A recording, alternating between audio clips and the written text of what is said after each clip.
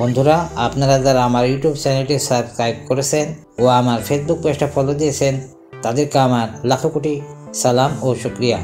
আর যারা এখনও আমার ইউটিউব চ্যানেলটি সাবস্ক্রাইব করেন নাই, দয়া করে এখনই সাবস্ক্রাইব করে নিন আর পাশে থাকা বেল আইকনটি অন করুন, যাতে করে আমার আপলোড দেওয়া সকল ভিডিওর নোটিফিকেশন সবার আগে আপনার নিকট পৌঁছে যায়। আর যে সকল ভাই বোনেরা এখন আমার ফেসবুক পেজটা ফলো করেন নাই, প্লিজ আমার ফেসবুক পেজটা ফলো করে দিন। আর বন্ধুরা, ভিডিওটা যদি ভালো লাগে লাইক ও কমেন্ট করার অনুরোধ রইল, সেই সাথে ফ্রেন্ডস এবং ফ্যামিলির সঙ্গে শেয়ার করতে ভুলবেন না। চলুন দেখি ভিডিওটা শুরু করা যাক। আসসালামু আলাইকুম ওয়া রাহমাতুল্লাহি ওয়া বারাকাতুহু। আমি আল মাসুদ তানভীর কুকিং রেসিপি দেখার জন্য আপনাদের আমন্ত্রণ। বন্ধুরা, আমার আজকের রেসিপি দারুণ মজার দইয়ের পুডিং। দইয়ের পুডিংয়ের জন্য 1/2 লিটার দই আমি এখানে স্ট্যান্ডের ভিতরে রান্না দিয়ে পানি ঝরে রাখছি।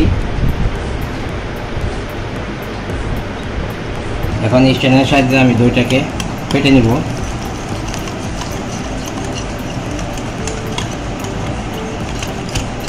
চিনি আছে, আমি একটু চিনি দিব আর ফেটব।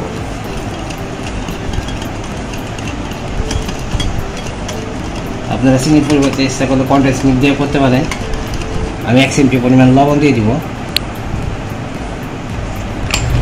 আর এখানে ঘন 1 কাপ দুধ দিয়ে দিলাম।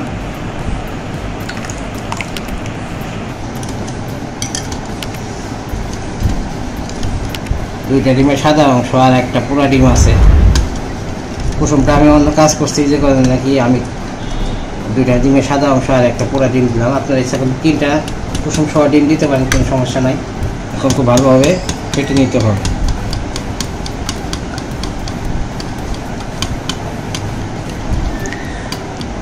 বন্ধুরা, খুবই সহজ একটা রেসিপি, আশা করি সবাই ট্রাই করবে এবং খুবই টেস্টি দইয়ের পুডিং। টক দই দিয়ে করছি আমি। বন্ধুরা, দেখেন আমার এটা মিক্সিং হয়ে গেছে। এখন আমি পরবর্তী স্টেপে চলে যাব। বন্ধুরা, 1/4 কাপ চিনি দিয়ে আমি ক্যারামেল তৈরি করতেছি। এই চিনি গলা শুরু হয়ে গেছে। হালকা আমি নেড়ে দিব। চুলার তাপটা একদম লো মিডিয়ামে আছে। বেশি চুলার তাপ দিলে ক্যারামেলটা পড়ে গেলে অবশ্য তিতা লাগে। বন্ধুরা, আমার ক্যারামেলটা হয়ে গেছে। এই পর্যায়ে আমি এখন এই ডিমের মিশ্রণটা, পুডিংয়ের মিশ্রণটা ঢেলে দিব।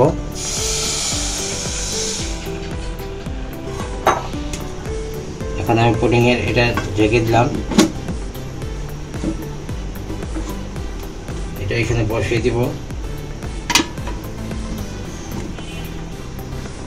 পানির ভাপে আমি পুডিংটা করব। পুডিং সাধারণত পানির ভাপে করতে হয়। এখন এটা ঢাকনা দিয়ে ঢেকে দিব।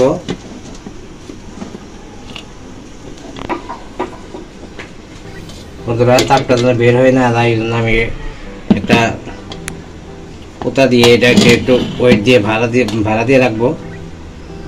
ফিরে আসবো 40 মিনিট পর। হয়ে গেছে, কারণ আমার ঢাকাটা ভালো হয়েছে। ভালোভাবে ঢাকলে সময় লাগবে কম, কারণ কোনো এদিক দিয়ে কোনো বাতাস বের হইতেছে না।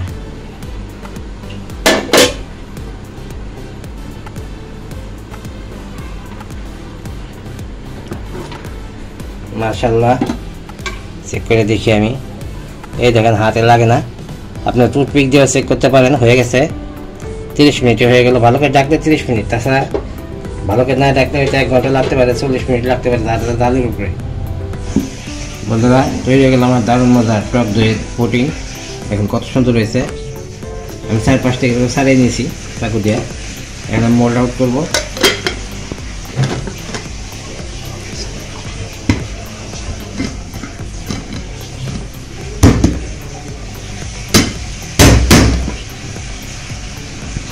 মাশাআল্লাহ, দেখেন কত সুন্দর হয়েছে। আশা করি সবাই ট্রাই করবেন।